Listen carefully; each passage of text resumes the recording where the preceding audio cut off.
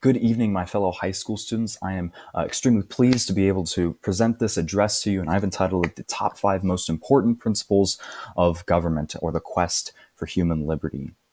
So to just get started with this first principle of government, the role of government is to protect life, property, and rights. Human life, private property, and the basic rights of all citizens of the nation or non-citizens.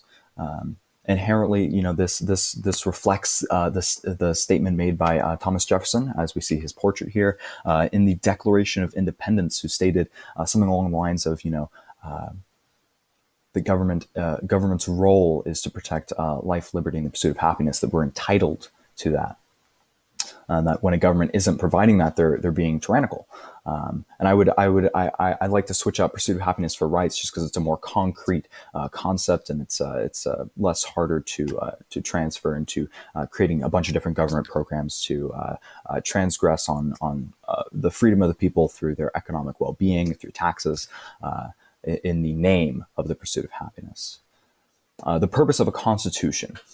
A strict constitution is necessary in any form of government. It is the only thing keeping the government within any bounds. Government will always have some sort of reason for stepping outside of its bounds: a war, a pandemic, a national emergency.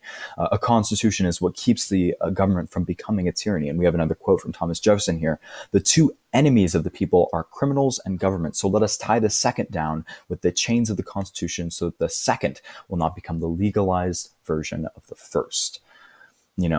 Legalized plunder is always going to be worse than illegal plunder, because it goes unpunished, it goes unrestricted.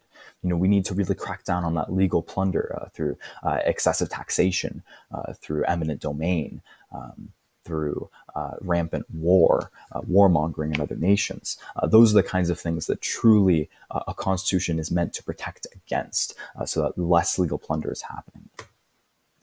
Starting small. Governmental power always expands. It never retracts. Even through the wars and the outside forces that were affecting our nation in the 20th century and the 1800s, you see that governmental power still was expanding exponentially, and it's been expanding ever since the creation of our nation, the United States of America.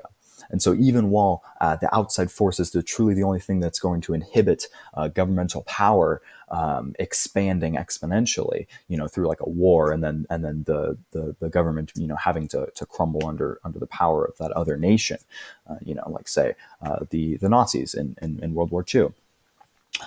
Even with those wars, government's power was still expanding. So if you give them an inch, they'll take a mile. You need to start small with government. The constitutional right to resist and secede. The people of any country should have the express constitutional right to secede and defend themselves against the government, should the government transgress the constitution agreed upon by the people.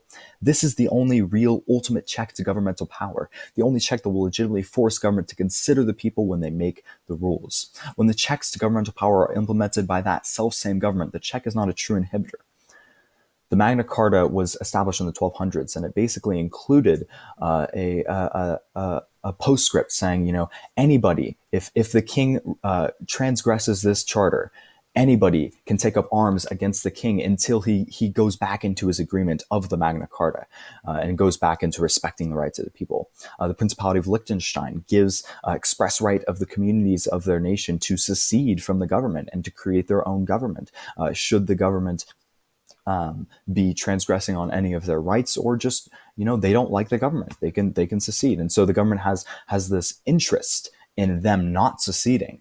And so there's never been a case of secession. And so it keeps the government within its bounds again.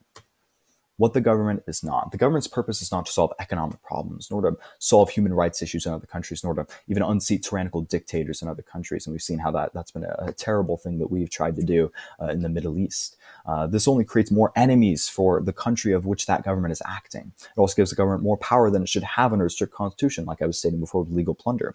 As a bottom line principle, the government exists to provide justice, not philanthropy. And as Friedrich Bastiat says, when it provides a second, it destroys the first. Thank you all for listening to this address, and I thank you so much for allowing me to do this presentation.